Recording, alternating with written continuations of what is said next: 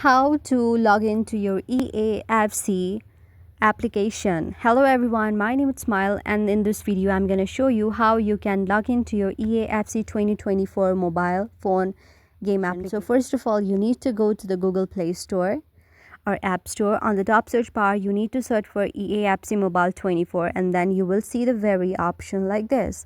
Now tap on this very option, make sure you install it, and after you install it, you will see the very option of play. You cannot play this game without logging in, or you can play as a guest as well. EA Sport.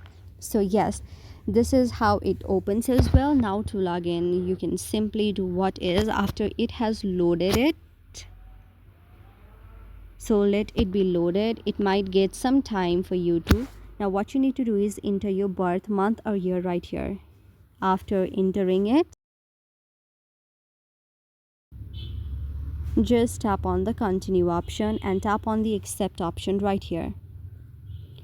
And it will also say you to edit and write your name right here, and also follow all the login credential that it shows in the screen, and just like that you will be logged into this very game as well.